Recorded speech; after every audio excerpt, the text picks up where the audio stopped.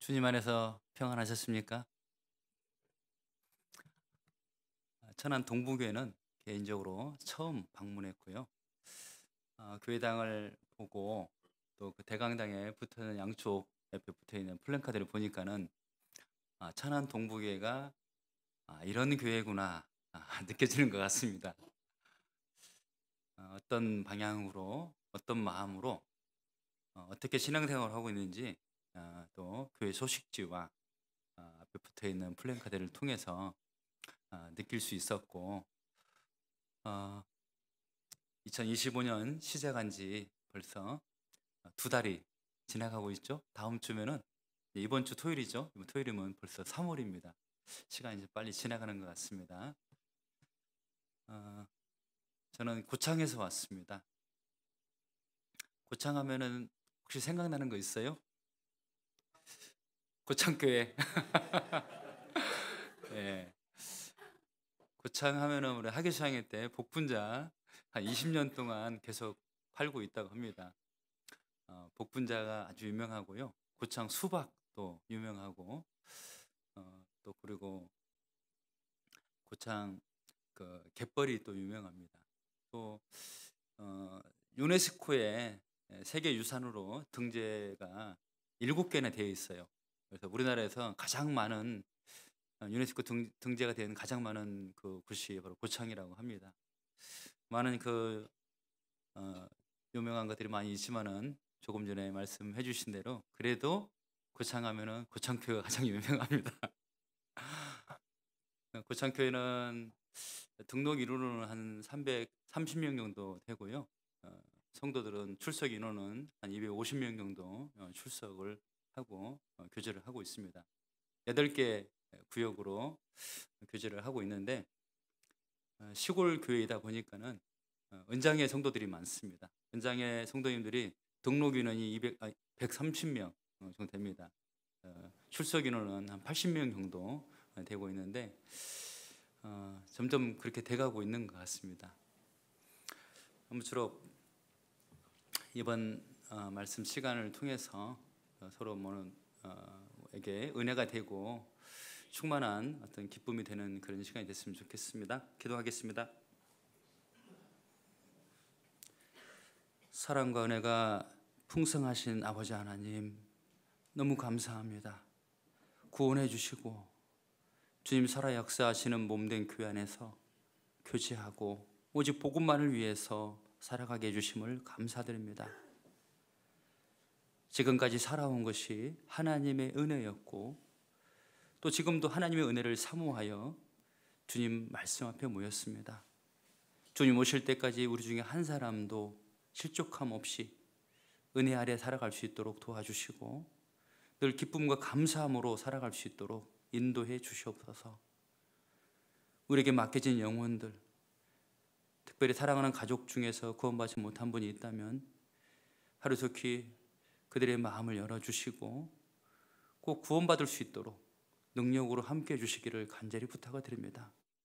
그러기 위해서 저희들 낙심하지 아니하고 주님이 정하신 때가 이를 때까지 힘있게 복음을 전하며 살아갈 수 있도록 날마다 말씀으로 교훈해 주시고 힘 주시고 이루해 주시옵기를 간절히 부탁을 드립니다. 세계 선교를 위해서 수고하시는 선교사님들, 그 가정, 또 동역자들 주님 기억해 주시고 주님께서 맡겨주시는 은혜의 복음을 증거하는 그 사명을 잘 감당할 수 있도록 건강을 주시고 더욱더 능력과 힘을 베풀어 주시옵기를 간절히 부탁을 드립니다. 아직까지 주의 소식을 받지 못한 자들이 있습니다. 주의 소식을 듣지 못한 자들이 있습니다. 그들도 보고 들을 수 있도록 돈도의 문을 우리 교회를 통해서 더욱더 넓게 열어주시옵기를 간절히 부탁을 드립니다.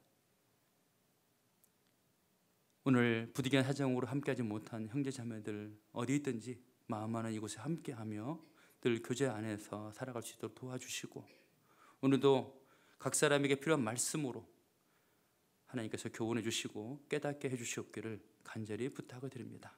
모든 시간 주님께 부탁하오며 예수님의 이름으로 감사하며 기도드렸습니다. 아멘. 성경 마태복음 20장을 찾아보겠습니다.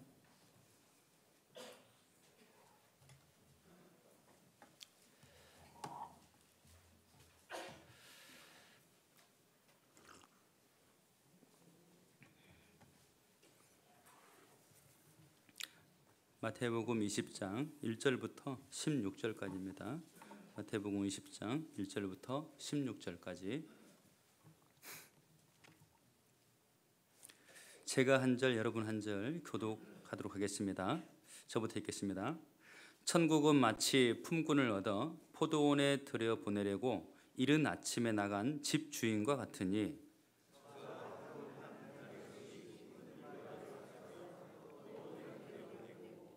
또 제3시에 나가보니 장터에 놀고 섰는 사람들이 또 있는지라.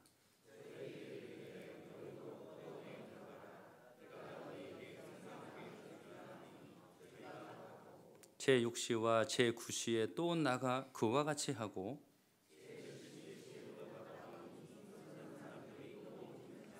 가로되 너희는 어찌하여 종일토록 놀고 여기 섰느뇨? 가로되 우리를 품꾼으로 쓰는 이가 없음이니이다. 가로되 너희도 포도원에 들어가라 하니라.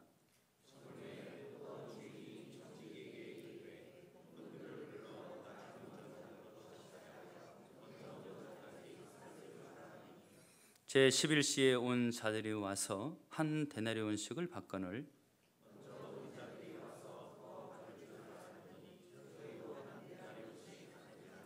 받은 후 집주인을 원망하여 가로되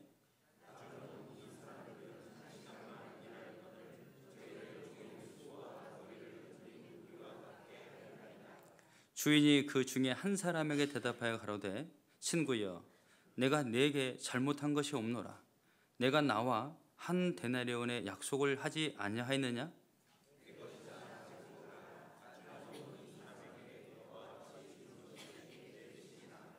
내 것을 가지고 내 뜻대로 할 것이 아니냐?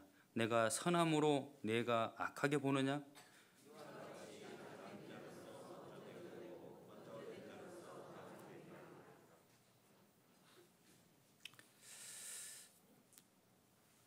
구원받고 신앙생활 하다 보면은 점점 자기 자신이 작아지죠. 그리고 하나님이 더욱더 크고, 또 우리가 받은 은혜도 너무 크고, 또 구원도 너무 크다는 것을 더욱더 알게 되는 것 같습니다. 하나님의 은혜로 구원을 받았는데 말씀을 읽고 배울 때마다 우리가 받은 은혜가 전부구나, 그 은혜가 아니었다면은 내가 구원을 받을 수도 없었고 또 여기까지 올 수도 없었다는 것을 알게 되는 것 같습니다. 하나님의 은혜만 남는 것 같습니다. 방금 읽었던 말씀을 통해서 하나님의 은혜에 대해서 오늘 한번 생각해 보려고 합니다. 이 말씀을 보면은 얼른 생각하면은 뭔가 좀 맞지 않는 것 같은 생각이 들죠. 그 주인의 그 품꾼에게 삭슬 주는 그 모습이 왠지 좀 형평성이 안 맞는 것 같은 생각이 들어서 무슨 말을 하는지 무슨 뜻인지는 알 것은 같은데 그렇게 마음에 교훈이 되지 않고 또 깊이 생각이 들지 않았었습니다. 그런데 구원을 받은 사람만이 이 말씀을 깨달을 수 있을 것 같습니다. 하나님의 은혜를 아는 사람만이 이 말씀이 옳도다, 하나님의 뜻이구나, 맞구나 라는 생각을 하게 되는 것 같습니다. 왜냐하면 바로 내가 맨 나중에 온 사람이었구나, 내가 바로 그 사람이었구나를 알게 되면서 정말 하나님의 은혜가 아니면은 나 같은 사람이 어떻게 구원을 받고 나 같은 사람이 어떻게 이 거룩한 무리 가운데서 신앙생활을 할 수 있을까? 정말 모든 것이 은혜였다는 것을 우리가 생각을 할 수가 있습니다. 저도 개인적으로 1987년에 구원을 받았습니다. 그때 받은 은혜보다도 지금 깨닫고 지금 느껴지는, 지금 받는 주님의 은혜가 훨씬 크고 훨씬 놀랍다라고 할 수 있습니다. 그 은혜 때문에 신앙생활하고 그 은혜 때문에 주님을 섬기고 교회 안에서 또 또 복음을 위해서 살아갈 수 있다라고 그렇게 말씀을 드리고 싶습니다. 그래서 오늘 말씀 개인적으로는 참 너무나 은혜가 되는 말씀인데 이 귀한 말씀을 어떻게 짧은 시간에 다 표현을 잘 할 수 있을지 모르겠습니다. 제가 깨닫는 만큼 말씀을 드려보도록 하겠습니다. 그리고 여러분들께서도 말씀을 듣고 나서 다시 한번 이 말씀을 묵상하고 연구한다면은 정말 하나님께서 우리에게 베풀어준 은혜가 얼마나 놀랍고 얼마나 큰지를 더욱더 알게 될 거라고 생각을 하게 되었습니다.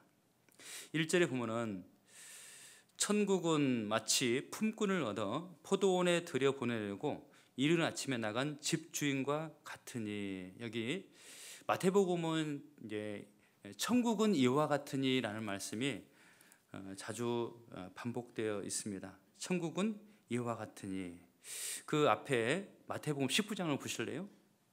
19장에 보면은 13절에 때에 사람들이 예수의 안수하고 기도하심을 바라고 어린아이들을 데리고 오매 제자들이 꾸짖거늘. 14절을 함께 읽어보겠습니다. 예수께서 가라사대 어린아이들을 용납하고 내게 오는 것을 금하지 말라. 천국이 이런 자의 것이니라 하시고. 천국은 이와 같으니라는 말을 다른 말로 하면은 천국은 이런 자의 것이니라 라고 또 이렇게 생각을 해볼 수가 있습니다. 천국은 어떤 사람의 것이냐. 이 마태복음 20장에 포도원의 품꾼들에 대한 비유가 나옵니다. 집주인이 포도원에 일할 품꾼을 구하기 위해서 장터에 나갑니다. 유대인들은 하루의 시작이 오전 10시입니다. 10시부터 오전 6시입니다. 6시부터 이제 1시, 2시 이제 시작을 하게 되는데요. 이른 아침이라는 것은 6시에 이제 하루 시작이니까는 나가서 품꾼들을 이제 불러드렸습니다. 하루에 한 데나리온 주겠다 이렇게 약속을 하고 들여보냈습니다. 그런데 제3시, 그럼 제3시면은 몇 시가 되죠? 6시부터 시작했으니까는 9시 되겠죠. 9시에 나가보니까는 장터에 놀고 섰는 사람이 있는 거예요. 놀고 있으니까는 당신도 들어와서 일하세요. 내가 상당히 적당하게 대우해 주겠습니다. 그리고 또 시간이 지나서 제6시가 되면 이제 12시입니다. 그리고 제9시, 오후 3시입니다. 낮 12시에 가보고 오후 3시에 가봤는데 아직도 놀고 있는 사람들이 있는 거죠. 그래서 당신들도 와서 일하라 이렇게 말을 했습니다. 그리고 또 제11시면 몇 시입니까? 오후 5시예요. 오후 6시에 일 끝나는데 오후 5시에 가서 나가보니까는 아직도 놀고 서는 사람이 있는 거죠. 봅시다. 6절입니다. 6절 마태복음 20장입니다. 20장 6절 제11시에도 나가보니 섰는 사람들이 또 있는지라. 가로되 너희는 어찌하여 종일토록 놀고 여기 섰느뇨. 가로되 우리를 품꾼으로 쓰는 이가 없음이니이다. 가로되 너희도 포도원에 들어가라 하니라. 그래서 하루 종일 놀다가 이제 마지막에 잠깐 이제 들어갔는데 아마 그 11시에 들어가는 사람들의 생각이 어떨까 한번 생각해 보세요. 품꾼의 자격?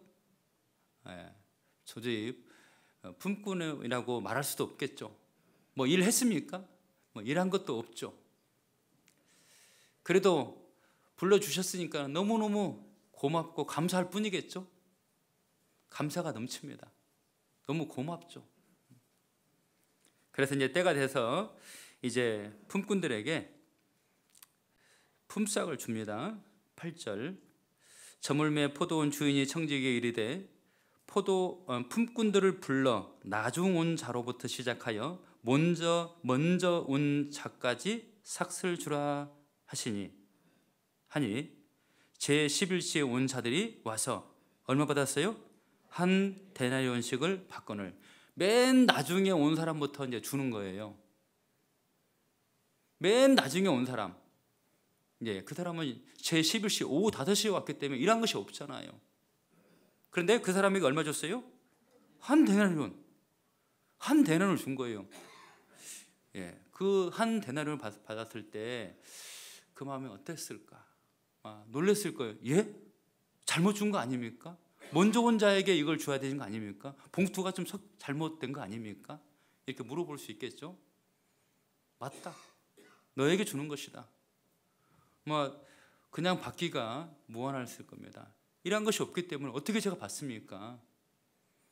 정말 그 한 데나리온은 그 사람에게는 너무 크게 느껴졌을 것이고 이것을 받는 것이 내게 마땅치 않다라고 생각할 수도 있겠죠. 참 놀라운 일이 벌어진 거죠. 세상에 이런 일도 있을까? 주인을 보면서 이런 사람도 있구나 이런 생각을 했을 겁니다. 근데 문제는요, 그 11시에 온 사람이 한 데나리온을 받는 것을 뒤에 있는 사람들이 본 거예요. 몇 시에 온 사람이요? 9시에 온 사람들, 또 6시에 온 사람들, 제3시에 온 사람들, 또 이른 아침에 아침 일찍 와가지고 하루 종일 고생하고 일한 그 사람들이 보고 있다가 아니 11시에 온 사람이 한 데나리온이요? 그럼 나는 얼마 받을까? 기대의 심리가 있습니다. 더 많이 주겠지 다 이렇게 생각을 하고 있겠죠. 자, 그런데 10절입니다. 먼저 온 자들이 와서 더 받을 줄 알았더니 저희도 얼마요? 한 데나리온씩 받은지라. 더 받을 줄 알았는데 똑같이 주는 거예요. 거기서부터 이제 문제가 되기 시작했어요. 더 받을 줄 알았는데 똑같이 주니까는 이거 뭐야? 뭔가 잘못된 거라고 이제 생각하는 거죠. 잘못된 거라 생각한 겁니다. 그래서 11절에 보면은 받은 후 집주인을 어떻게 했어요? 원망하기 시작한 거예요. 뭔가 이것은 맞지 않습니다. 잘못된 것입니다. 억울합니다. 이렇게 말을 합니다. 자, 12절에 억울한 마음을 얘기합니다. 왜 억울하냐?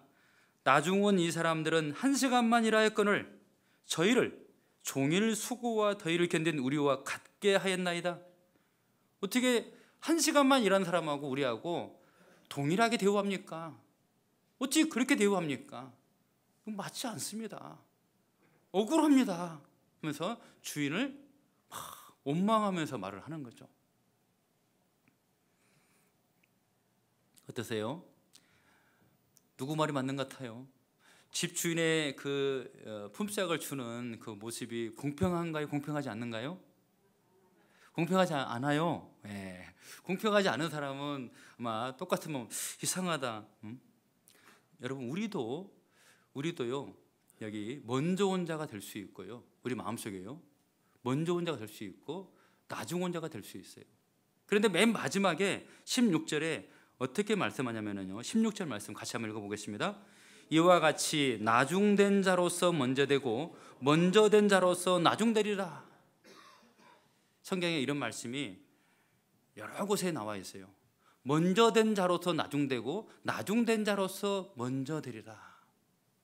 누가 먼저 된 자로서 나중되는 것이고 누가 나중된 자로서 먼저 되는 것인가? 그럼 우리들은 먼저 된 자인가 나중된 자인가? 한번 오늘 생각해 보시면 좋겠습니다.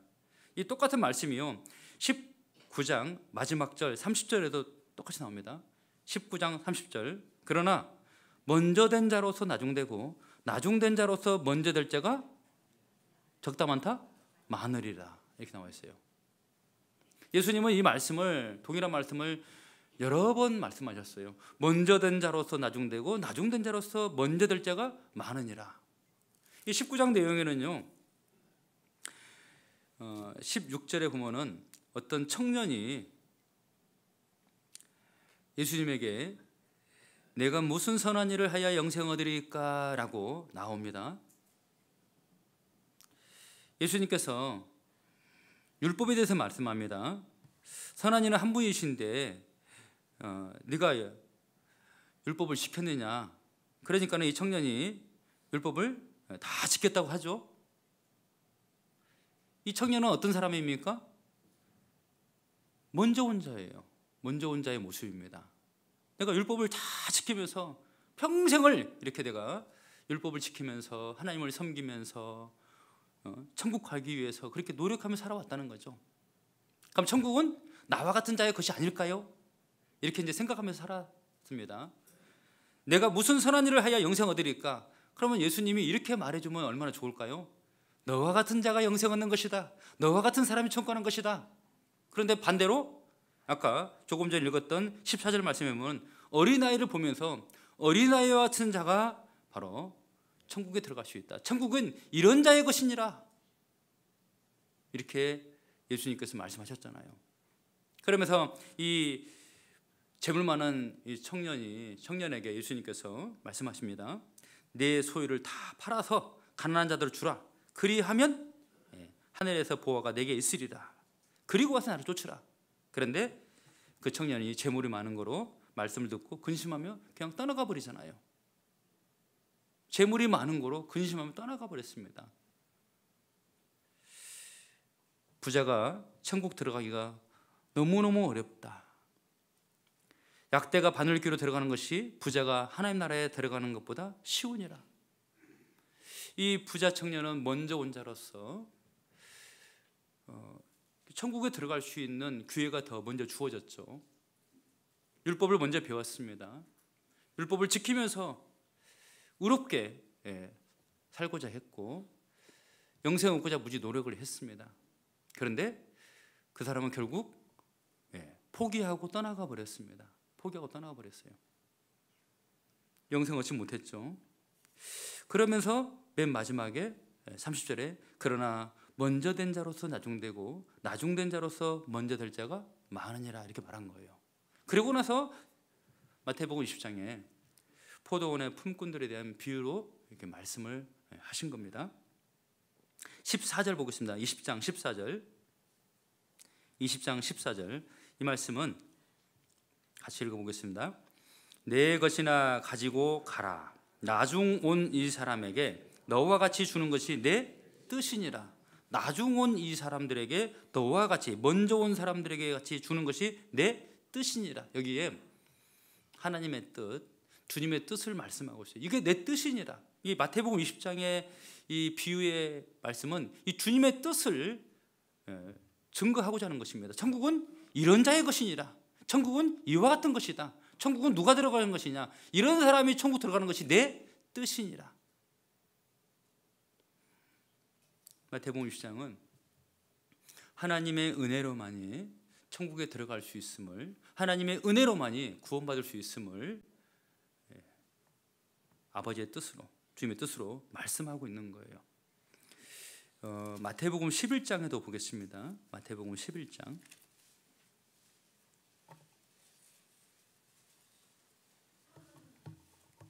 마태복음 11장에도 주님의 뜻을 말씀하고 있습니다. 25절. 마태복음 11장 25절. 그때 예수께서 대답하여 가라사대 천지의 주제이신 아버지여 이것을 지혜롭고 슬기 있는 자들에게는 숨기시고 어린 아이들에게는 나타내심을 감사하나이다. 26절 함께 읽겠습니다. 옳소이다. 이렇게 된 것이 아버지의 뜻이니이다. 지혜롭고 슬기 있는 자들에게는 숨기시는 것, 그리고 반대로 어린아이들에게, 미련하고 아무것도 모르는 그 어린아이들에게는 나타내심을 감사합니다. 하나님의 은혜는요, 복음 안에서 마치 비밀로 감춰져 있어요. 하나님의 비밀이 그리스도라고 했잖아요. 이게 감춰져 있어요. 지혜 있고 슬기로운 자들에게는 숨겨졌고 감춰져 있습니다. 그런데 어린아이들에게는 나타내시는 거예요. 감사합니다 그랬습니다. 옳소이다. 이렇게 된 것이 아버지의 뜻입니다. 이렇게 된 것이 아버지의 뜻이다 라고 말씀하고 있어요. 그래서요, 마태복음 20장 그 비유를 깊이 있게 묵상하다 보면은 하나님의 은혜로 말미암아 내가 구원받은 것이 확실하구나. 하나님의 은혜가 아니면은 절대 구원을 받을 수 없음을 명확하게 우리에게 말씀을 해 주시는 것 같습니다. 이 먼저 온 사람들 하루 종일 수고했잖아요. 이 사람의 모습은 의롭게 되고 싶어서, 천국 가고 싶어서 평생 종교에 얽매여서 살아가는 사람들의 모습이라고 할 수 있어요. 맨 나중에 온 사람은요, 그냥 세상 제 가운데서 방탕하게 살아가는 모습, 평생 인생을 허비하며 살아가는 그런 죄인들의 모습이라고 할 수 있습니다. 그런데 천국은 누가 가냐?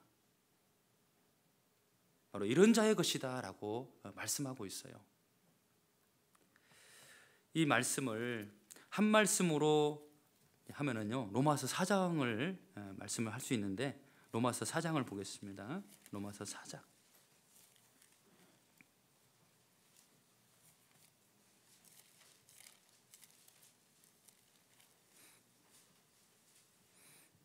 로마서 4장 4절입니다.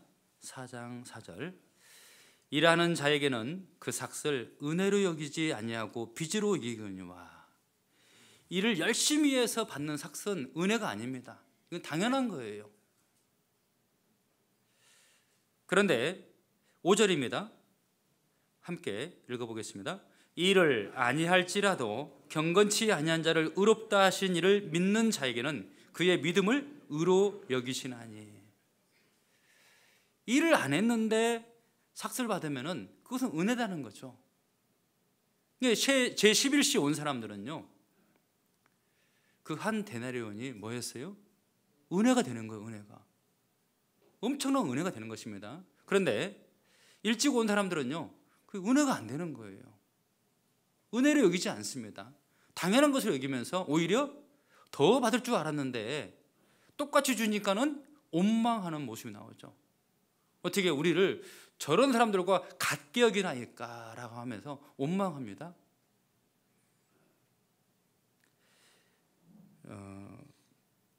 누가복음 보겠습니다. 우리가 잘 아시는 바리새인과 세리의 비유에서도 똑같은 모습을 볼 수가 있습니다. 누가복음 18장 모습. 누가복음 18장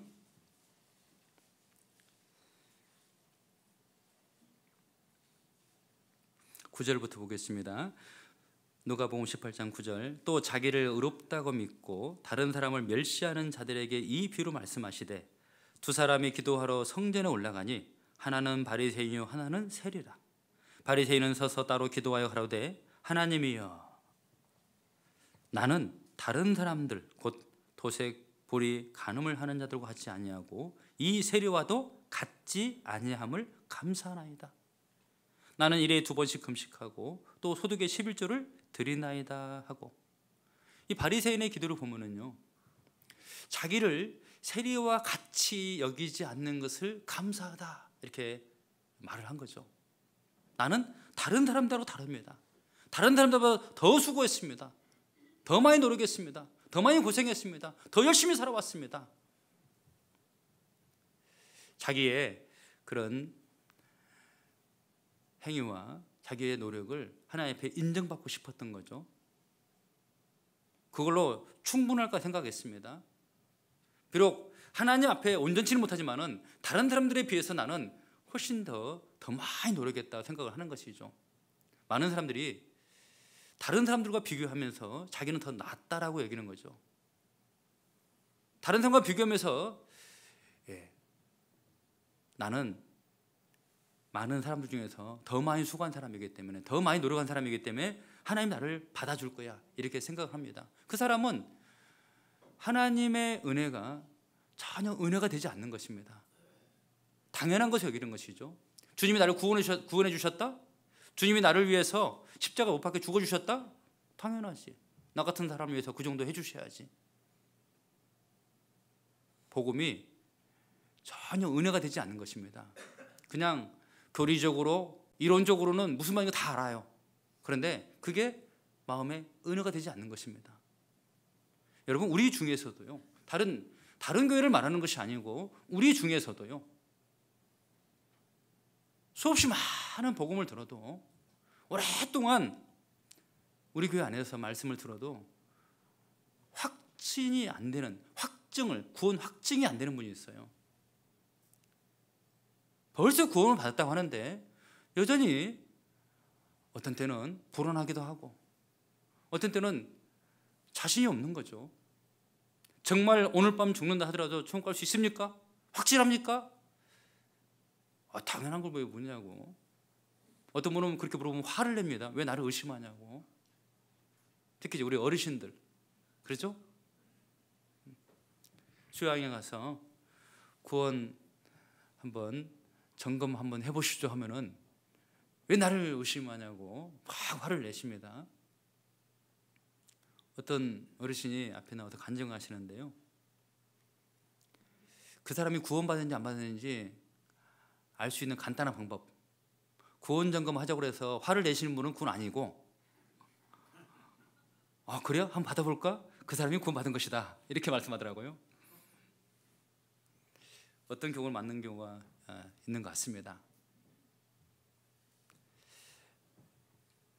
복음이 은혜가 되지 않는 사람이 있어요. 나는 원래 착한 사람이니까는, 나는 그래도 다른 사람들처럼 그렇게 큰 죄 안 지었어, 나는 나쁘게 살지 않았어, 그게 마음 중심에 딱 자리 잡고 있는 것입니다. 그렇기 때문에요, 제 말씀을 들으면은 다 죄인이지, 죄를 인정하기는 합니다. 하지만 하나님의 은혜가 필요할 만큼, 하나님의 구원이 필요할 만큼 그 정도 죄인은 아니죠. 그러니까는 나를 위해 죽으셨다는 것, 나에게 은혜 베풀어 주셨다는 것이 마음속에 크게 은혜가 은혜되지 않는다 라고 그렇게 성경에서 말씀하고 있어요. 로마서를 보겠습니다.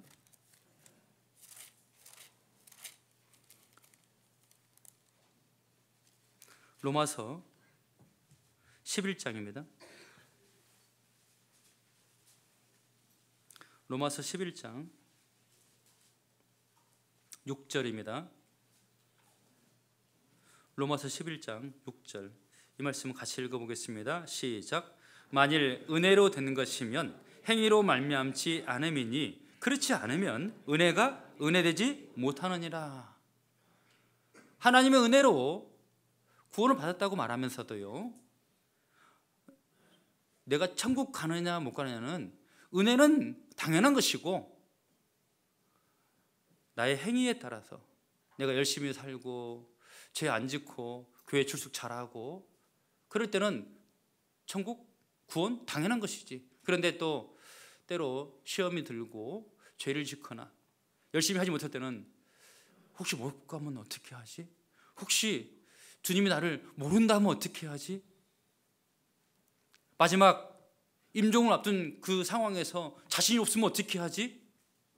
여러분 자신 있습니까? 오늘 밤에 만약에 임종을 맞이한다, 천국이구나, 이제 천국이구나, 하나님 나를 받아주십시오, 감사합니다, 그렇게 눈을 감으실 수 있습니까? 아니면은 혹시 아니면 어떻게 하지? 혹시 아니면 어떻게 하지? 불안합니까? 조금이라도 불안한 마음이 있으면은요, 점검을 해보셔야 돼요. 정말로요. 행위로 말미암지 않으면, 그렇지 않으면 은혜가 은혜되지 못하느니라. 하나님의 은혜로 나를 구원해 주셨는데 그 은혜가 은혜되지 못하는 거예요.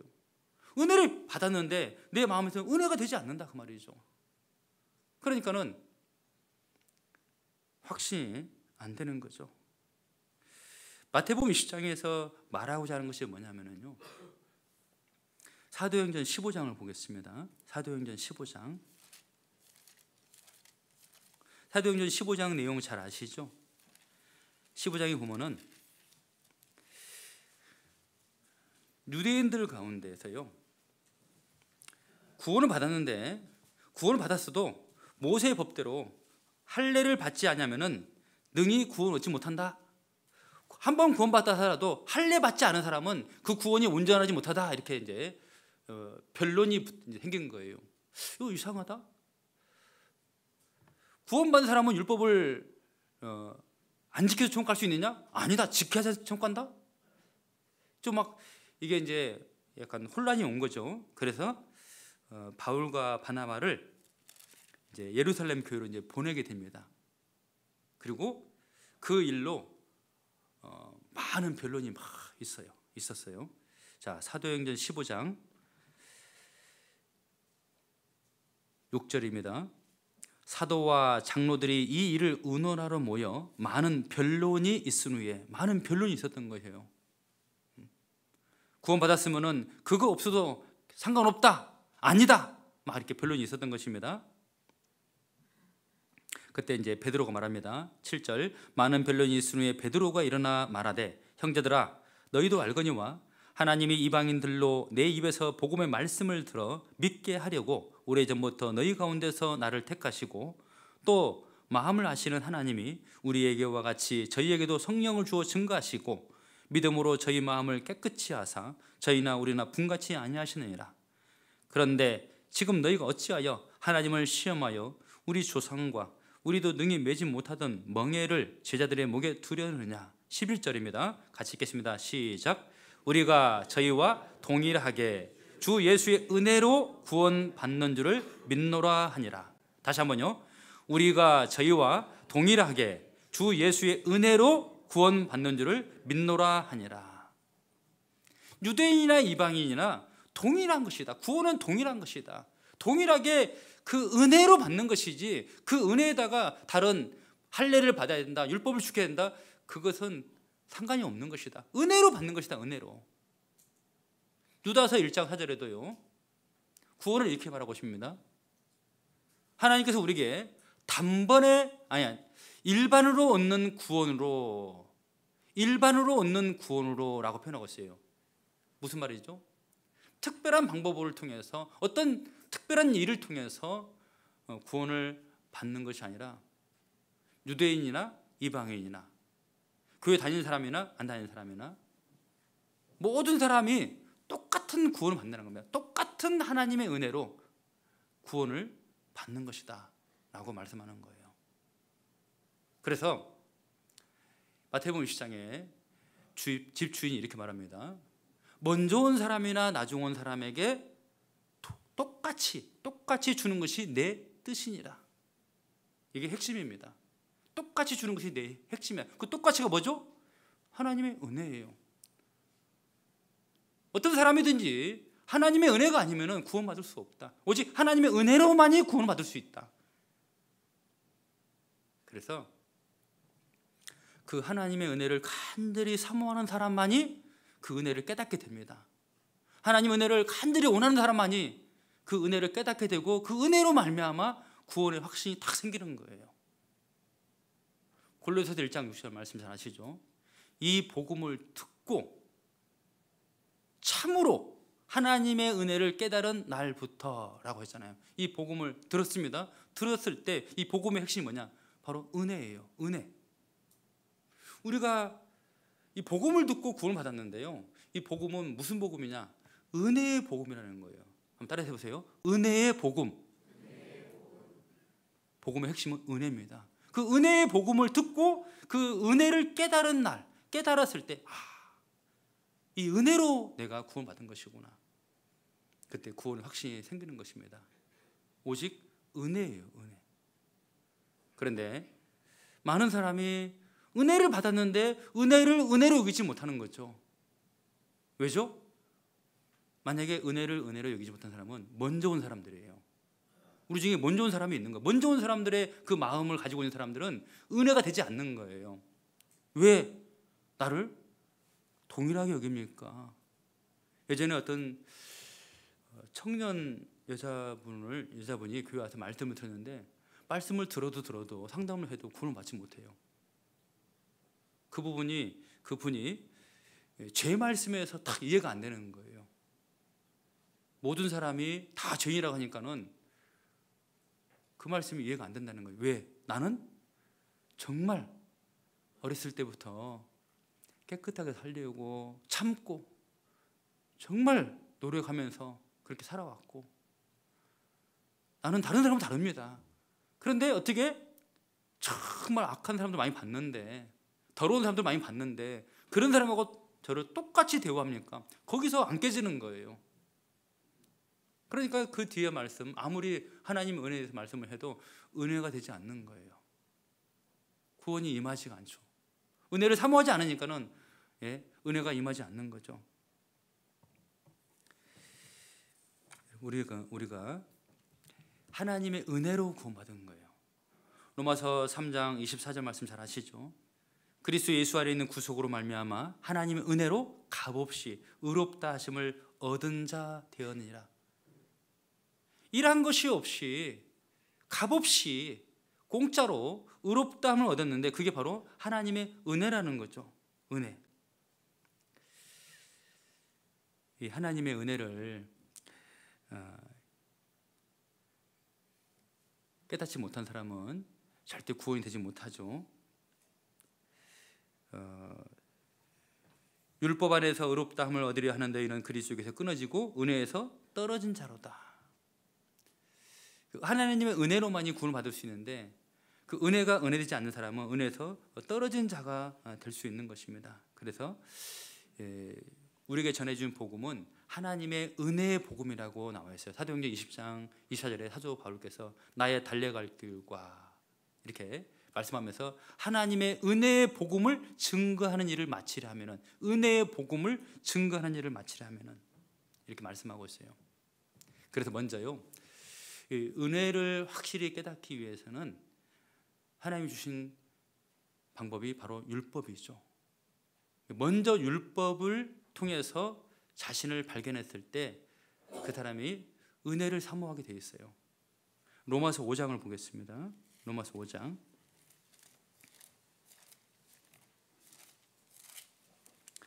로마서 5장 20절 말씀입니다. 로마서 5장 20절 말씀.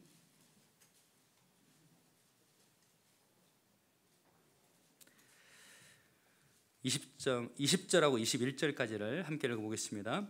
율법이 가입한 것은 범죄를 더하게 하려 함이라. 그러나 죄가 더한 곳에 은혜가 더욱 넘쳤나니 이는 죄가 사망 안에서 왕노릇함과 같이 은혜도 또한 의로 말미암아 왕노릇하여 우리 주 예수 그리스도로 말미암아 영생에 이르게 하려 함이니라.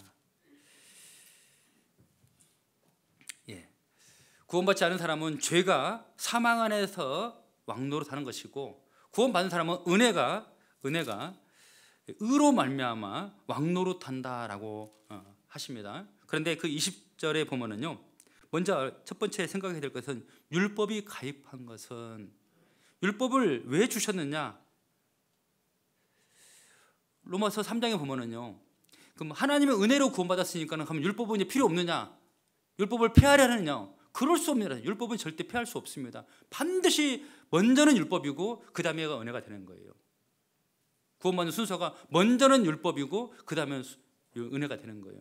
율법을 통하지 않고서는 절대 하나님의 은혜 가운데로 들어올 수가 없어요. 먼저는 율법입니다. 그래서 먼저 율법이 가입한 것은 뭐라고 했어요? 범죄를 더하게 하렴이라.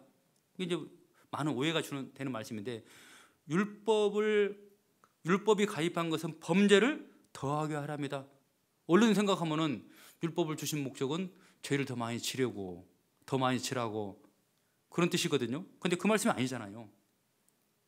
율법을 가입한 것은 너가 얼마나 많은 죄를 지었는지를 깨닫게 하려 합니다라는 로마서 3장 19절 20절 말씀입니다. 율법으로는 죄를 깨달음이라. 율법을 통하지 않고는 죄를 죄로 여기지 않는 거죠. 그 앞에 13절 보세요. 13절, 로마서 5장 13절. 죄가 율법 있기 전에도 세상에 있었으나, 그 다음 같이 읽겠습니다. 율법이 없을 때에는 죄를 죄로 여기지 아니하느니라. 율법이 가입하기 전에는 죄를 지었는데도 그를 죄로 여기지 않았어요. 여러분, 율법은 거룩하고 선하고 의롭거든요. 거룩한 곳에 가야지만이 내가 얼마나 더러운지를 알게 되는 거예요. 선한 곳에 가야지만이 내가 얼마나 악한지를 아는 거예요. 의로운 곳에 가야지만이 내가 얼마나 불의한 모습을 살았는지 알게 되는 거예요. 그래서 율법 앞에 섰을 때 내가 얼마나 거룩하지 못하고 더럽고 거짓되고 악하고 불의한 것인지를 깨닫게 되는 거죠. 죄로 죄되게 한다. 로마서 7장을 보겠습니다. 로마서 7장. 한 장만 넘기면은 로마서 7장이 나오는데요. 7장에 이제 그런 내용들이 반복적으로 계속 이제 나오고 있습니다. 7장 7절에 보면은 7장 7절에 그런즉 우리가 무슨 말 하리요? 율법이 죄냐? 그럴 수 없느니라. 율법으로 말미암지 않고는 내가 죄를 알지 못하였으니 라고 나와 있고요. 그 다음에 그 밑에 13절입니다. 13절 함께 읽어보겠습니다. 그런즉 선한 것이 내게 사망이 되었느뇨? 그럴 수 없느니라. 오직 죄가 죄로 드러나기 위하여 선한 그것으로 말미암아 나를 죽게 만들었으니 이는 계명으로 말미암아 죄로 심히 죄되게 하려 함이니라. 죄로 심히 죄되게 하려 함이라. 율법 앞에 서지 못하면은요, 죄를 지었는데도 그게 죄가 안 되는 거예요. 뭐 이런 것도 죄야? 자기 죄를 자기 그 죄로 인정하지 않는 거예요. 간단한 비유로 설명하면은요, 실내에 이렇게 있는데 창가에서 햇살이 착 비치게 되면은 그 빛 속에서 먼지가 착 이렇게 보이게 되죠? 그때 드러나는 거예요. 먼지가 먼지로 드러나는 거죠. 없던 것이 드러난 것입니까? 원래 있던 것이 이제 선명하게 보여지는 거죠. 죄가 있는데 죄가 드러나지 않는 사람이 있어요. 죄가 있는데 죄를 죄로 여기지 않는 사람이 있습니다. 그런 사람은 자기를 의롭다고 믿고요. 그런 사람은요, 하나님의 은혜를 사모하지 않습니다. 은혜를 구하지 않습니다. 그런데 율법 앞에서 자기 죄가 심히 죄되게 하느니라, 심각한 죄인이란 상태, 그것을 깨닫게 됐을 때 주님 저는 죄인입니다. 주님 앞에 상한 심령을 가지고 나오는 거예요. 주님은 그 사람을 멸시치 않고 그런 사람을 가까이 하시고 그런 사람을 하나님의 은혜로 구원해 주신다라고 이 은혜의 복음이 우리에게 말씀하고 있다라고 할 수 있습니다. 그래서 오직 은혜뿐인 거예요. 은혜뿐이요. 로마서 6장도 보겠습니다. 로마서 6장 14절. 로마서 6장 14절입니다. 죄가 너희를 주관치 못하리니 이는 너희가 법 아래 있지 아니하고 은혜 아래 있음이니라. 그런즉 어찌하리요? 우리가 법 아래 있지 아니하고 은혜 아래 있으니 죄를 지으리요? 그럴 수 없느니라. 구원을 받은 사람은 이제 법 아래 있지 아니하고 은혜 아래 있습니다. 율법 앞에서 자기 죄를 깨닫고 그 율법이 주는 역할은요, 첫 번째는 죄를 깨닫게 해주는 것, 두 번째는 당신에게는 은혜가 필요합니다. 은혜 앞으로 나가세요. 은혜의 보좌 앞으로 무릎 꿇고 낮은 마음으로 나아가야 됩니다. 그래야지만 그 은혜의 복음을 통해서 구원을 받습니다. 은혜 아래 나가게 되는 거죠. 그래서 율법에서 드디어 해방되고 하나님의 은혜 아래 들어와서 그 복음을 통해서, 그 은혜를 통해서 의롭다함을 얻고 구원의 확신을 갖는 거죠. 오직 그 은혜로 말미암아 확신을 얻는 거예요. 야, 나 같은 죄인도, 나 같은 사람도 이렇게 구원받는 것이구나. 나 같은 사람도 하나님께서 의롭게 여겨주셨구나. 나 같은 죄인을 주님께서 살리셨구나. 그 은혜가 너무너무 놀랍고 너무너무 큰 은혜가 임하는 거죠. 그 은혜 앞에서 감동이 되고, 은혜 앞에서 감격이 되고, 그 은혜 앞에서 눈물을 흘리고 감사합니다. 여러분, 부모님의 은혜 생각하면서 울어본 적이 있습니까? 아마 다 있을 겁니다.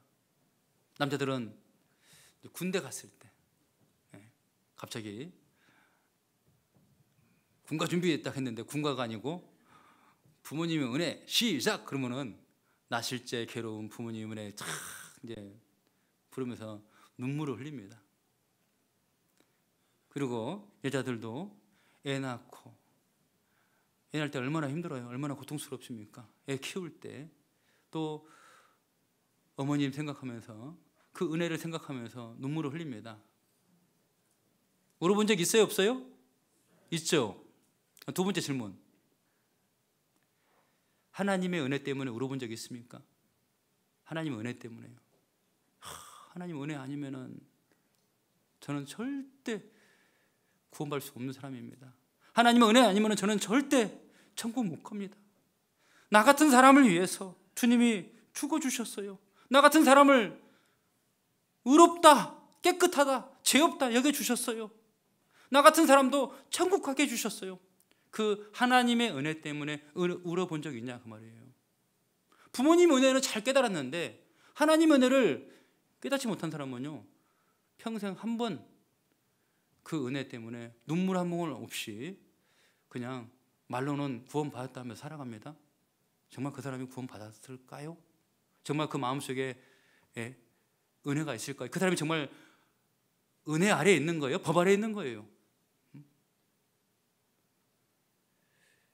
은혜 아래에 있으니 죄를 지으리요? 그럴 수 없느니라 그러세요. 그럴 수 없느니라.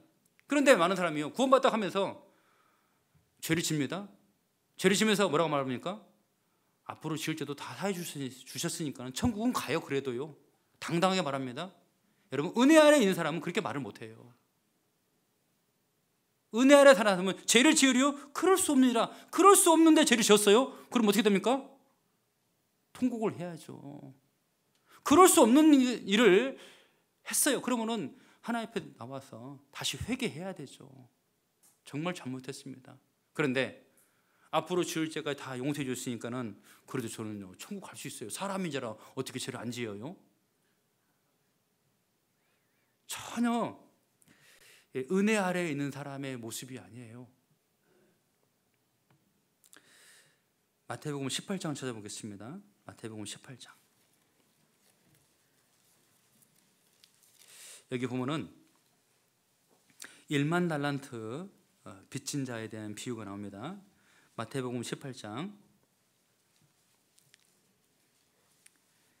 23절입니다.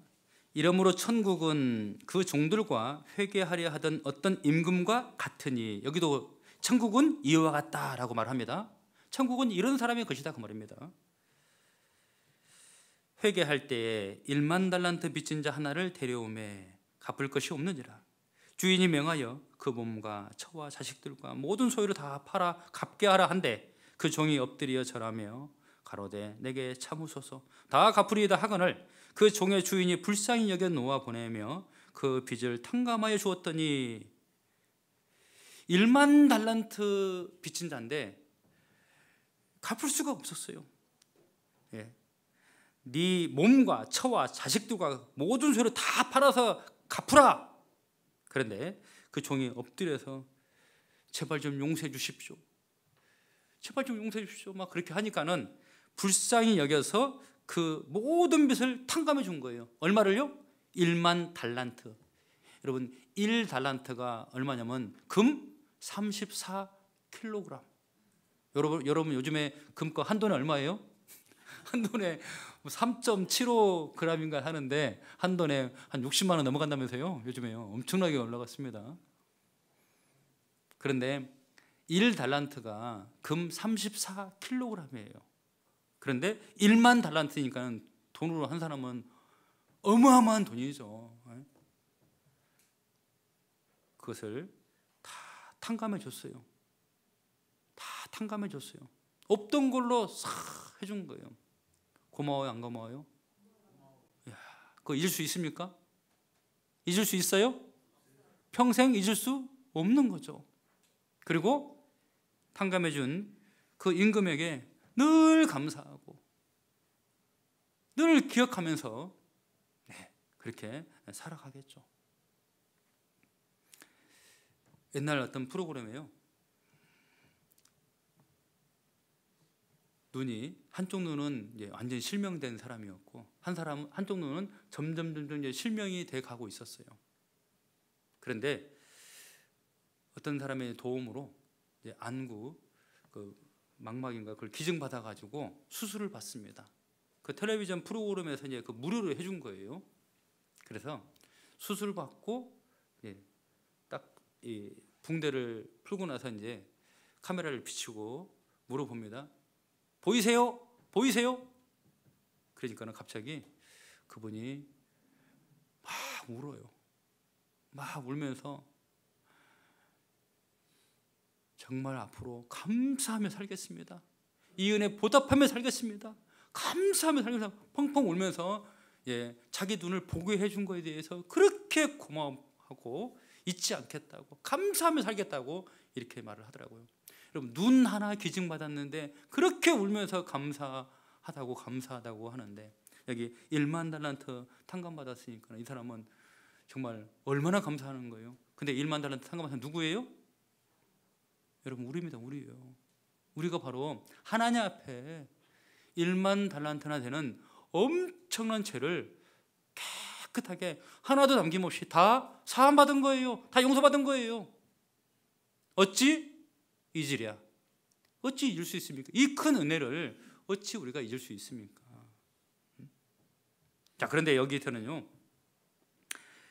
그 뒤에 보면은 납득이 안 가는 내용이 나오죠. 28절, 그 종이 나가서 제게 100데나리온 빚진 동관 하나를 만나 붙들어 목을 잡고 가로되 빚을 갚으라 하매 그 동관이 엎드려 간구하여 가로되 나를 참아 주소서 갚으리이다 하되 허락하지 아니하고 이에 가서 저가 빚을 갚도록 옥에 가두고는 그 동관들이 그것을 보고 심히 민망하여 주인에게 가서 그 일을 다 고하니 이에 주인이 저를 불러다가 말하되 악한 종아, 내가 빌기에 내가 내 빚을 전부 탕감하여 주었거늘 내가 너를 불쌍히 여긴 것 같이 너도 내 동관을 불쌍히 여김이 마땅치 아니하냐 하고 주인이 노하여 그 빚을 다 갚도록 저를 옥졸들에게 붙이니라.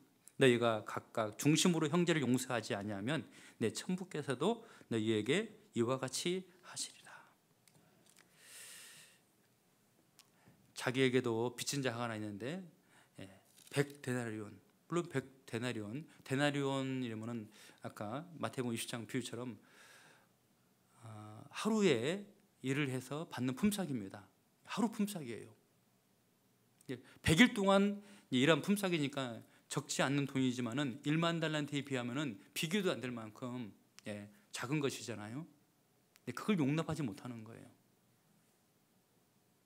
그걸 용납하지 못하고 막 때리고 그 사람에게 옥을 가둬버리잖아요. 그 모습을 보고 주인이 노하잖아요. 여러분, 우리가요 하나님께 받은 은혜가 얼마나 큰지 마음속에 그 은혜가 항상 충만해 있어야 됩니다. 그 충만한 은혜 가운데서 우리가 신앙생활을 해야 됩니다. 우리가 항상 은혜 아래서 살아가는 거예요. 그러면은요, 인간관계, 교회 안에서 교제하고 봉사할 때 아무것도 문제될 것이 없어요. 누가 나에게 욕을 하고 죄를 진다 하더라도요, 예수님이 베드로에게 말한 것처럼요, 70번에 7번씩이라도 용서하라라고 하잖아요. 그게 어떻게 가능합니까? 한두 번도 아니고 70번씩 7번, 어떻게 그게 가능합니까? 그런데 은혜 아래에 있는 사람은요, 그게 가능한 거예요. 나는 1만 달란트 탕감받은 사람이다. 그걸 잊지 않으면요, 그 은혜 아래 살아가는 사람은요, 그게 가능한 거예요. 신앙생활은 은혜 아래 살아가는 거예요. 내가 얼마나 큰 은혜를 받았는지 그것을 잊지 않고 살아가는 사람이 올바른 신앙생활을 할 수 있다라고 할 수 있어요. 찬송가 405장을 지은 사람이 존 뉴턴이에요. 그 사람은 아프리카에 가서 흑인들을 그냥 닥친으로 잡아가지고 배에 태웁니다. 꽁꽁 묶어서 배에 태웁니다. 한 사람이 더 많이 태우면 더 많은 돈을 벌기 때문에 조그만 공간에 막 집어넣습니다. 그리고 유럽으로 데리고 와서 팔아요. 노예로. 그렇게 해서 부자 된 사람이에요. 그런데 그가 어느 날 자기 죄를 깨닫고 지옥 갈 죄인이라는 것을 알게 됐습니다. 그리고 예수님 앞에 무릎을 꿇었어요. 그리고 그 은혜로 말미암아 구원받은 거예요. 그리고 나서 지은 찬송이 찬송가 405장. 모든 그리스도인이 좋아하는 나 같은 죄인 살리신 주 은혜 놀라워. 존 뉴턴에게는 주님의 은혜가 어떻게 임했냐면요, 놀라운 복음으로 임한 거예요. 놀라운 복음. 너무너무 신기하고 이런 일이 세상에 어딨냐 그 말이에요. 자기도 자기가 얼마나 큰 죄인인지 늘 알고 있었고 성경을 배워보니까는 이건 100% 지옥 갈 수밖에 없는 죄인이죠. 아이고, 나는 이제 지옥이구나. 그런데 나 같은 죄인을 깨끗하게 나 같은 죄인을 천국 갈 수 있게 나 같은 죄인을 대신해서 죽어주신 그리스도가 있다는 것이 얼마나 큰 은혜냐 그 말이에요. 그건 1만 달란트 탕감받은 것보다도 더 놀라운 은혜를 받은 거예요. 그래서 그 은혜로 구원받은 사람은 405장 부르면은 막 눈시울이 뜨겁고 심장이 벌렁벌렁 하잖아요. 동일한 은혜로 우리도 구원을 받은 겁니다. 동일한 은혜예요. 저는요 그 존 뉴턴에 대한 책을 읽다가 처음에는 화가 나더라고요. 뭐 이런 사람이 구원을 받아 어떻게 해? 아무리 그래도 이런 사람이 우리와 같은 구원을 받았다고? 우리와 같이 천국 간다고? 마음에서 잘 안 받아들이는 거예요. 왜? 너무 악하니까. 존 뉴턴이 너무너무 악한 거예요. 그 정말 불쌍한 그 흑인들을 아프리카에서 잡아다가 탁진으로 잡아다가 이제 유럽으로 가는데요. 어떤 경우는 배에서 죽어요. 병 걸려 죽고 배고파서 죽고, 그리고 살아남은 사람은 이제 파는 거예요. 이렇게 그냥 뭐 살려달라고 막 울면서 빌지 않겠습니까? 어떤 경우는 엄마는 이 사람한테, 딸은 이 사람한테 팔 거 아니에요. 생이별이잖아요. 그 책을 읽는데 막 화가 나는 거예요. 이런 사람은 당연히 지옥 가야지 되지 않을까 하는 생각이요. 근데 주님의 은혜는 놀랍게도 그런 사람도 구원해 주시더라고요. 그 책을 읽을 때는 제가 주님의 은혜를 조금밖에 몰랐던 것 같아요. 근데 나중에 보니까는 제가 존 뉴턴보다도 더 악한 죄인이더라고요. 제 깊은 속에서 올라오는 그 죄가, 끊임없이 올라오는 죄가 얼마나 끔찍하고 얼마나 가증스럽고 그런 것을 더욱더 알면 알수록 주님의 은혜가 더욱더 넘쳤나니, 그래서 죄가 더한 곳에 은혜가 더욱 넘쳤나니, 우리가 하나님 말씀을, 하나님의 선하심을, 거룩하심을 신앙생활을 하면서 알면 알수록 은혜가 더욱더 넘친다라고 할 수 있어요. 사도 바울이 그랬어요. 사도 바울은 여러 곳에 구원 간증을 합니다. 디모데전서 1장을 보겠습니다. 디모데전서 1장 13절부터 보겠습니다. 디모데전서 1장 13절.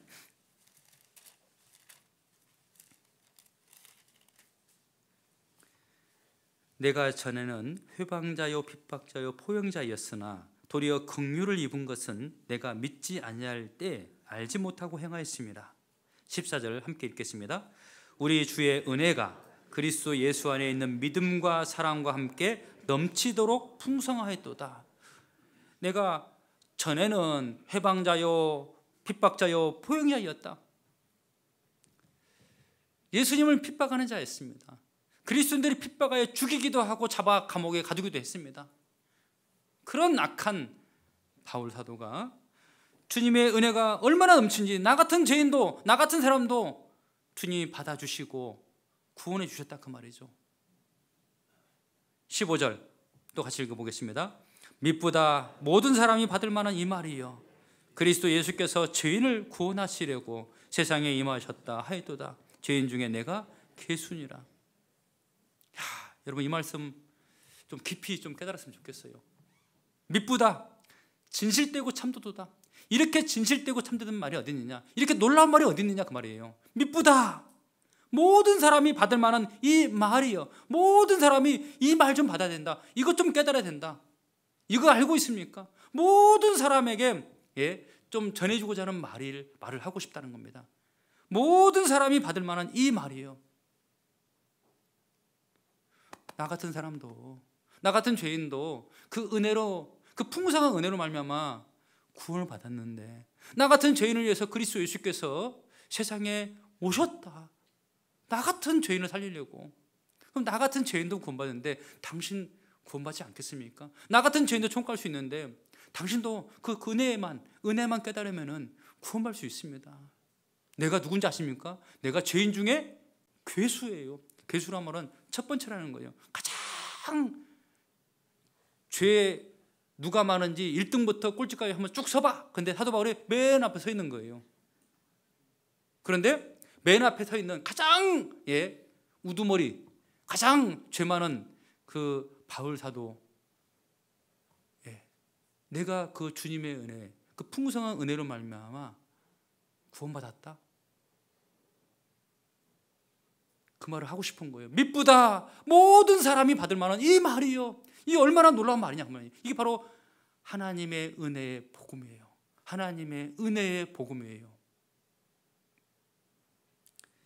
그 은혜의 복음을 깨달은 사람은요, 가만히 있을 수 없어요. 사도행전 20장 보겠습니다. 사도행전 20장.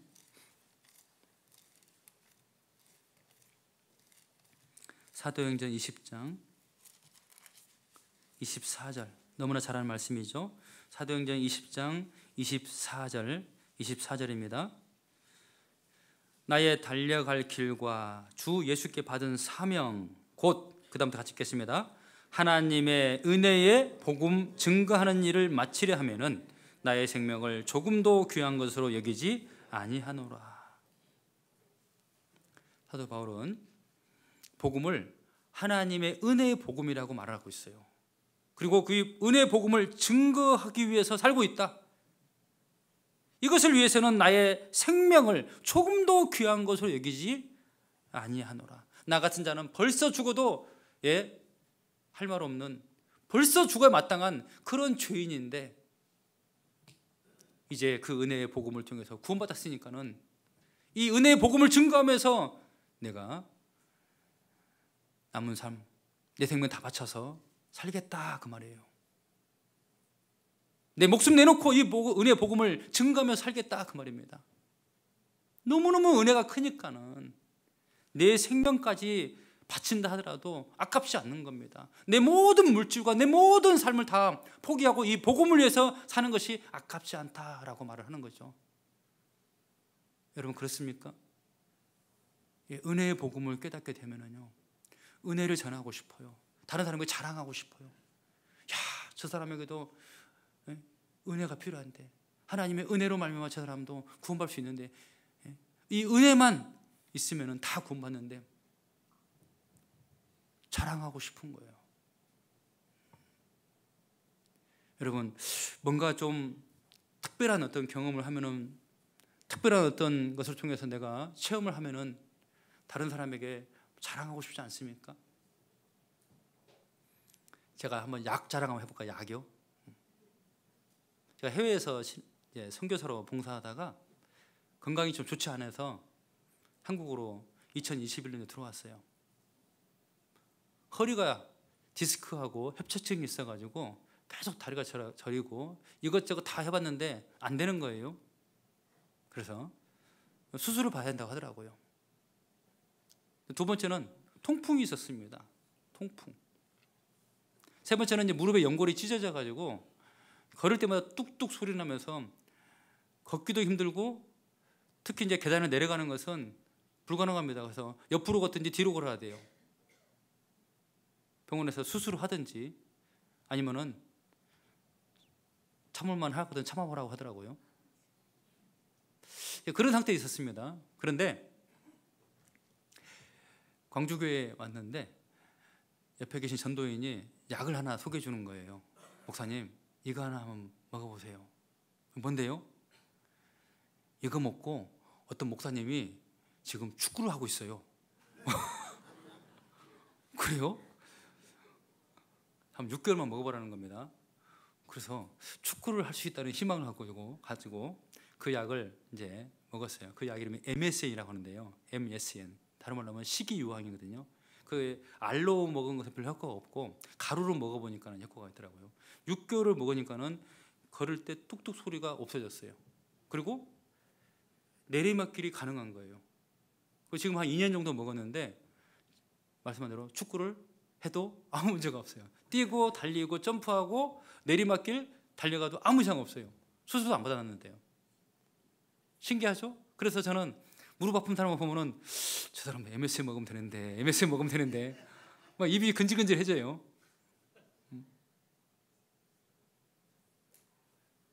하나 더 해줄까요? 허리가 아프다 그랬잖아요. 어떤 목사님께 이제 인사드리러 갔었어요. 그래서 어디가 아파? 그러더라고요. 저 허리가 좀 협착증이 있고 디스크가 있어가지고 수술해야 한다 그러는데 이거 이렇게 저렇게 다 해봐도 안 되네요. 그랬더니 내가 하나 알려줄게. 그러면서 속눈샘 치고 100일 동안만 해보라는 거예요. 100일 동안만.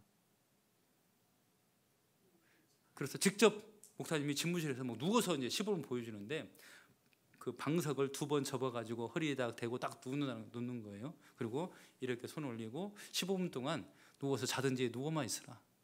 그리고 일어날 때는 고양이 체조하라. 그걸 시범을 보여주는 것을 영상을 찍었습니다. 그래서 다른 방법이 없으니까는 또 간단한 거잖아요. 15분 그러니까 누워만 있으면 되니까는. 그래서 이제 그냥 하라고 하지 않고 사례를 얘기해 줬어요. 어떤 목사님이 목 디스크가 있어가지고 수술 직전이 있었는데 똑같은 말을 했답니다. 그냥 속눈샘 치고 100일 동안만 해봐. 그래서 수술 날짜가 좀 있어가지고 수술했는데 어느 날 그 목사님 오셔가지고 목사님 덕분에 내가 수술 안 하고 다 나았다고 그런 얘기를 해주길래 그래서 한번 해볼까 해서 해봤습니다. 처음에는 하루 이틀 세다가 나중에는 날짜를 안 샜는데 어느 날부터인가 다리가 저리지 않고 이 팔이 저리지 않는 거죠. 그 전까지는 항상 이 목을 이 마사지 안 하면은 살 수가 없었어요. 그런데 어느 순간부터 마사지를 안 하고 저리지도 않고 하나도 안 아픈 거예요. 그래서 허리 아픈 사람 보면은 뭔 생각나요? 방송 생각이 나는 거예요. 이거 해보면 좋은데, 이거 해보면 좋은데. 그래서 실제로 제가 소개해서 많은 분들이 나왔어요. 여러분, 우리가 은혜의 복음을 통해서 구원을 받았다면은 다른 사람도 이 은혜의 복음을 통해서 구원을 받을 수 있잖아요. 어떤 사람도, 어떤 죄인도 이 구원을 받을 수 있잖아요. 우리는 은혜 아래 살아가는 것이고 그 은혜를 증거하면서 남은 삶을 살아가야 됩니다. 고린도전서 15장을 보겠습니다. 고린도전서 15장. 사도 바울은 그 은혜의 복음을 통해서 구원을 받았고 자기의 삶을 돌아보면서 한마디로 하나님의 은혜다라고 말합니다. 고린도전서 15장 10절입니다. 15장 10절. 이 말씀은 너무 좋은 말씀이니까 같이 읽어보겠습니다. 그러나 나의 나 된 것은 하나님의 은혜로 된 것이니 내게 주신 그의 은혜가 헛되지 아니하여 내가 모든 사도보다 더 많이 수고하였으나 내가 아니요 오직 나와 함께 하신 하나님의 은혜로라. 나의 나 된 것은 하나님의 은혜로 된 것이다. 은혜로 된 것이다. 그리고 모든 사도보다 더 많이 수고하였으나 내가 아니요 오직 나와 함께 하신 하나님의 은혜로라. 나의 열심으로 내가 수고한 것이 아니었다. 은혜가 넘쳐서 그 은혜 안에서 내가 이렇게 사는 것이지 내 노력과 나의 수고로 이룬 것이 아니다 라고 말을 합니다. 여러분, 은혜가 풍성하고 은혜가 넘치면은요 그 사람은 신앙생활을 아주 잘할 수 있어요. 그리고 전도를 힘있게 할 수 있습니다. 많은 분들이요 처음 구원받을 때는 전도를 참 잘해요. 그러다가 시간이 지나면 전도를 잘 못해요. 그 은혜가 꺼져버린 거예요. 처음에는 너무너무 놀란 거거든요. 와, 너무너무 하나님의 은혜가 너무너무 마음에 커요. 그래서 누구든지 이 은혜의 복음을 듣기만 하면 구원을 받을 것 같으니까 막 전하죠. 막 자랑합니다. 처음에는 막 너 미쳤냐? 너 교회 다니냐? 그런데 그런 것이 이제 별로 이제 잘 안 들립니다. 그런데 이제 은혜가 식어지게 되면은요, 이제 자기 생각하고, 자기 자존심 생각하고, 부끄럽기도 하고, 그리고 복잡해져요. 여러 가지요. 말을 못하는 거죠, 말을. 입에서는 근질근질한데 말을 못해요. 그것도 더 진압이 되면은요, 아예 이제 그냥 전할 생각을 하지 않습니다. 전할 사람이 없대요. 그렇게 신앙생활을 하면 안 되겠죠. 사도 바울은 내가 아니요 오직 나와 함께 하신 하나님의 은혜로라. 나의 힘으로 나의 노력으로 하는 것이 아니고 하나님의 은혜로 신앙생활 하는 것이고 하나님의 은혜로 복음 전하는 거예요. 내가 아니요 하나님의 은혜로라. 개인적으로 저는 참 하나님 은혜를 많이 받았어요. 제가 어렸을 때 구원을 받았는데요. 그런데 청년회 때 신앙생활을 잘 못했어요. 교만했었고, 그리고 세상이 참 좋았어요. 그 세상과 교회 사이에 갈등을 참 많이 했습니다. 그런 방황하는 시간, 죄를 참 많이 지었어요. 구원받기 전에 지은 죄보다도 구원받고 나서 지은 죄가 더 많았었어요. 너무너무 괴로웠어요. 하나님 은혜에 보답하기는커녕 하나님의 은혜의 복음을 마치 제가 해방하는 자 같았어요. 나 때문에 오히려 구원받을 수 있는 사람이 구원받지 못할까 봐. 신앙생활 못하니까 그게 너무너무 두려운 거예요. 저 친구가, 우리 가족이 구원받아야 되는데, 나로 인해서 구원받아야 되는데 오히려 나 때문에 구원받지 못할까 봐, 나의 합당치 못한 생활 때문에 복음이 막힐까 봐 너무너무 두려웠습니다. 그러다가 군대를 갔어요. 장교 생활을 했는데요. 군대를 가니까 조금씩 이제 하나님의 은혜의 복음이 마음에 자리 잡기 시작했습니다. 하나님께로 돌아왔어요. 하나님께 기도했습니다. 하나님, 정말 저 같은 죄인을, 저같이 나쁜 사람을 받아주실 수 있습니까? 정말 저를 받아주셨다면 우리 부대에 한 사람만 이 복음이 전해지게 돼서 구원받은 사람을 세워주십시오 라고 기도를 했는데, 딱 1년 만에 밑에 상병, 교육교라고 합니다. 교육교 어떤 걸 전반적인 군대 교육을 이제 행정 일을 하는 그 상병이 말씀을 듣고 제 숙소에 와서 영상으로 말씀 듣고 구원을 받았어요. 구원을 받고 이제 다시 부대로 이제 제가 이제 데려다 주는데, 세상에 그렇게 기쁜 날은 저는 제 평생에 없었던 것 같아요. 그 친구가 구원을 받아서 기쁜 것보다 주님이 저의 기도를 들어주셨고 다시 저를 받아주셨다는 것이 너무너무 큰 은혜로 여겨지는 거예요. 주님이 나를 받아주셨구나, 용서해 주셨구나.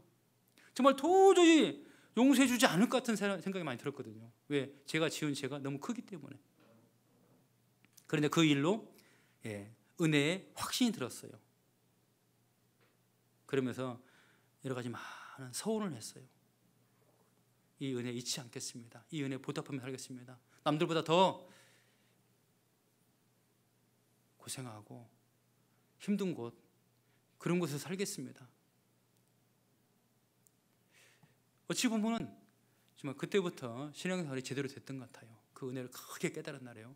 구원받을 때도 물론 은혜로 구원받았지만은 그때 더 큰 은혜를 깨달았던 것 같습니다.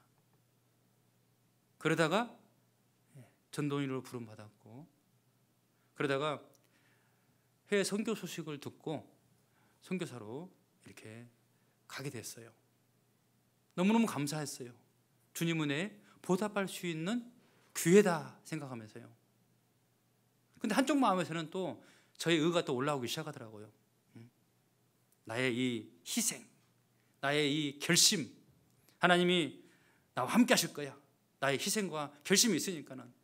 그런 마음으로 이제 처음 이제 막 시작했어요. 그런데 또 선교하다가 알게 됐습니다. 선교는 내가 하는 것이 아니었구나. 하나님의 은혜구나, 은혜. 그 하나님의 은혜를 또 거기서 또 깨달았습니다. 이로 말로 표현할 수 없는 많은 은혜를 그곳에서 받았습니다. 그곳에서 더 알게 됐습니다. 주님은요,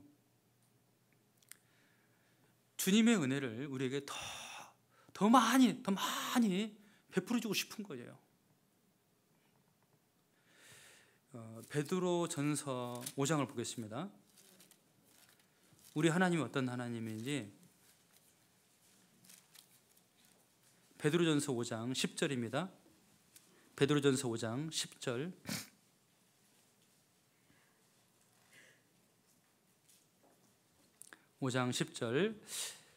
모든 은혜의 하나님 곧 그리스도 안에서 너희를 부르사 자기의 영원한 영광에 들어가게 하신 이가 잠깐 고난을 받은 너희를 친히 온전케 하시며 굳게 하시며 강하게 하시며 너를 견고케 하시리라.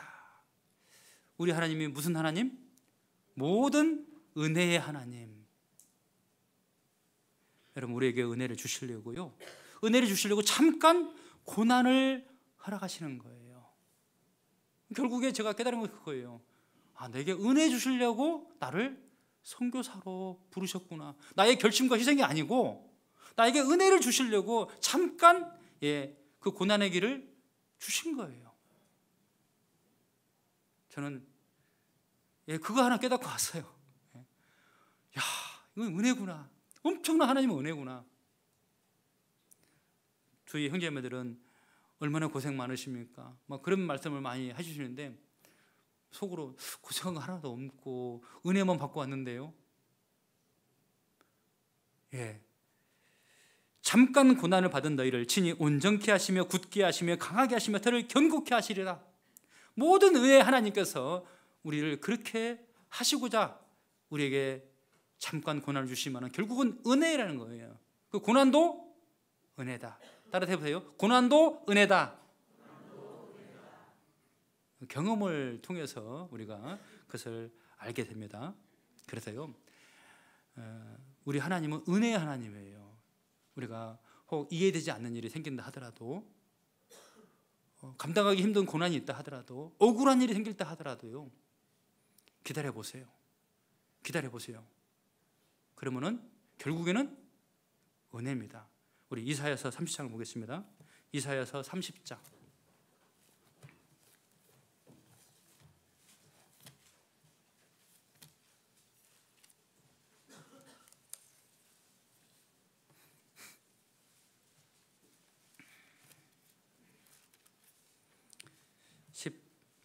18절 말씀입니다. 이사야 30장 18절 말씀, 이 말씀을 같이 한번 읽어보겠습니다. 그러나 여호와께서 기다리시나니 이는 너희에게 은혜를 베풀려 하심이요 일어나시리니 이는 너희를 긍휼히 여기려 하심이라. 대저 여호와는 공의의 하나님이시니라. 무릇 그를 기다리는 자는 복이 있도다. 하나님께서 기다리십니다. 왜요? 은혜 베풀려고. 은혜 베풀려고. 하나님 우리에게 은혜를 베풀려고 기다리고 계셔요. 우리가 기다리지 못하고 우리가 견디지 못하고 우리가 피해버리고 도망가 버리면은 은혜를 발로 차는 것과 똑같습니다.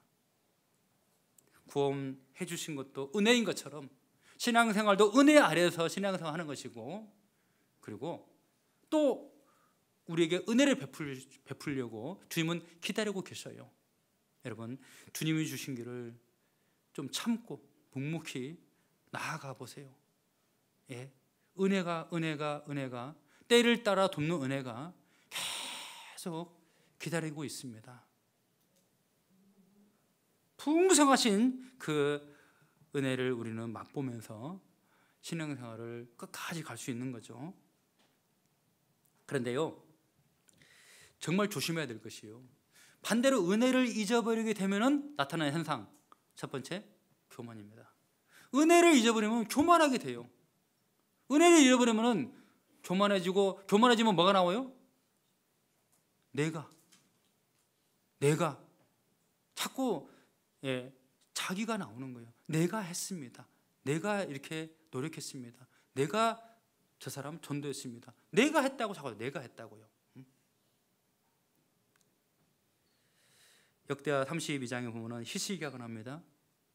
하나님께서 죽을 병에 걸린 히스기야가 얼굴을 벽을 향해서 통곡하면서 기도하니까는 15년을 더 살게 주셨어요. 얼마나 큰 은혜입니까?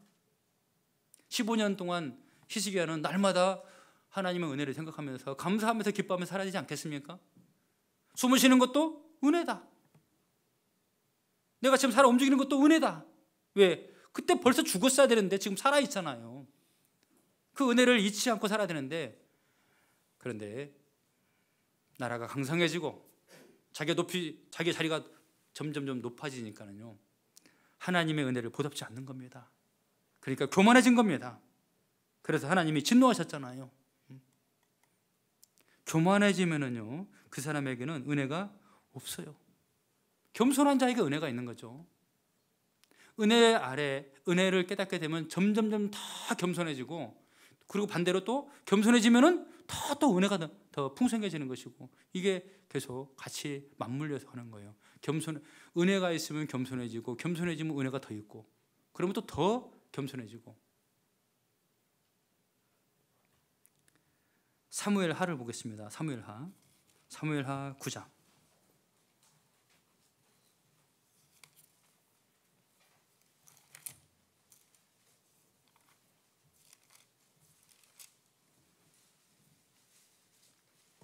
여기 요나단의 아들 무비보셋이 나옵니다. 무비보셋.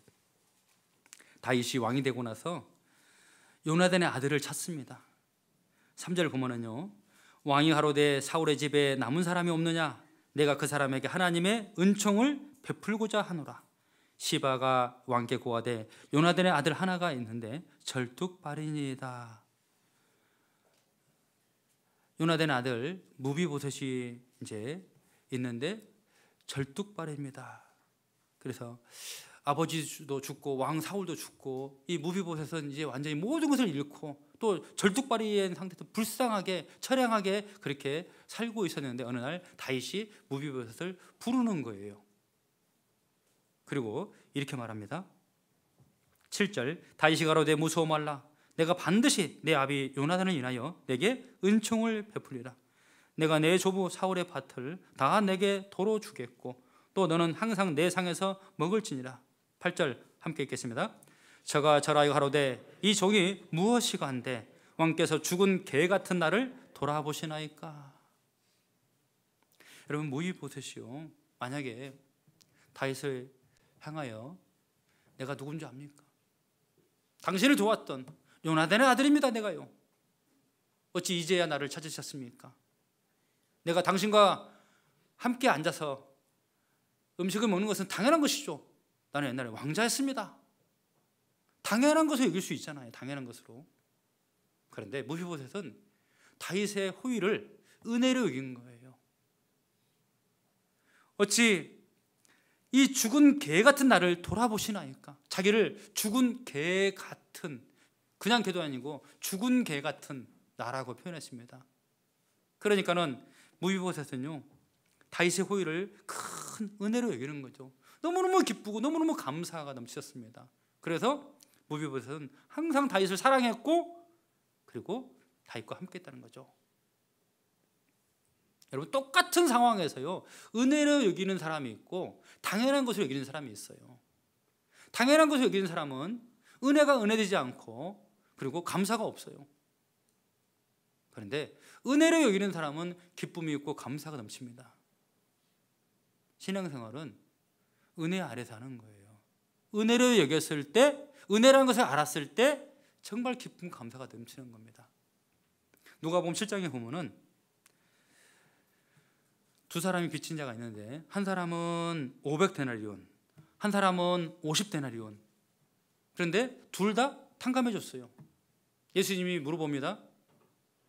둘 중에 누가 더 주인을 사랑하겠느냐? 누가 주인을 더 사랑하겠느냐? 누가요? 많이 탕감받은 자. 많이 탕감받은 자가 주인을 더 사랑하는 거죠. 그 빚을 죄라고 한다면요, 많이 사함받은 자가 더 사랑한다. 적게 탕감받은 자는, 적게 사함받은 자는 적게 사랑하느니라. 여러분은 많이 사함받은 자입니까? 적게 사함받은 자입니까? 여러분, 율법을 통해서, 하나님의 말씀을 통해서, 하나님의 선하심의 아래서 내가 얼마나 더럽고 거짓되고 가증되고 악한지를 알면 알수록 은혜가 더욱더 넘치는 거예요. 더 풍성한 겁니다. 우리 말씀을 통해서 주님을 더욱더 알아가잖아요. 그러면 그럴수록 주님의 은혜가 더 놀라운 거예요. 마지막 말씀, 베드로후서 3장 18절입니다. 베드로후서 3장 18절, 베드로후서 3장 18절 말씀. 오직 우리 주 곧 구주 예수 그리스도의 은혜와 저를 아는 지식에서 자라가라. 영광이 이제와 영원한 날까지 저에게 있을지어다. 우리 주 곧 구주 예수 그리스도의 은혜와 저를 아는 지식에서 자라가라 그랬어요. 하나님의 은혜를 더욱더 알아가야 됩니다.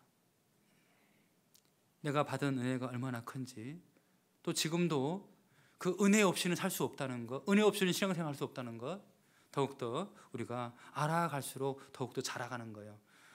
우리도 그러잖아요. 부모님의 은혜, 살면서 더욱더 부모님 은혜가 커져요, 작아져요? 부모님의 은혜가 얼마나 큰지를 살면 살수록 더욱더 알게 되잖아요. 부모님 돌아가시고 나서도 그 부모님 은혜를 더욱더 알아가잖아요. 그런 것처럼 우리가 합당한 신앙생활은 그리스도의 은혜를 더욱더 우리가 알아가는 거예요. 알아가는 것만큼 내 안에 은혜가 풍성한 것이고, 우리가 은혜 아래 신앙생활 하는 것이고, 그 사람이 더욱더 더 많이 수고하고 더욱 힘있게 복음을 증거하면서 살아갈 수 있다라고 말씀을 드릴 수 있습니다. 같이 기도하고 마치겠습니다. 고마우신 하나님, 모든 것이 하나님의 은혜임을 고백합니다. 나 같은 죄인도 용서받았고 의롭다함 얻어서 천국 가게 되었다는 것이 은혜입니다. 놀라운 은혜입니다. 그 은혜에 항상 보답하는 마음으로 그 은혜를 잊지 않고 살아갈 수 있도록 도와주시고, 그 은혜를 아는 지식에서 더욱더 자라갈 수 있도록, 충만한 은혜 가운데 살아갈 수 있도록 하나님 더욱더 말씀을 깨닫게 해주시고 인도해 주시옵소서. 하나님의 은혜를 알지 못하고 살아가는 불쌍한 영혼들, 자기 노력으로 자기 힘으로 살아가고 있습니다. 결코 그렇게 살아서 참된 행복을 찾을 수도 없고 하나님 앞에 나아갈 수도 없는데, 하나님의 은혜를 모르기 때문에 그렇게 비참한 삶을 살아가고 있는 인생들, 그들에게 이 은혜를 자랑하고 이 은혜를 선전하면서 살아갈 수 있도록 도와주시고, 더 많은 사람이 하나님의 은혜 가운데로 들어올 수 있도록 도와주시옵소서.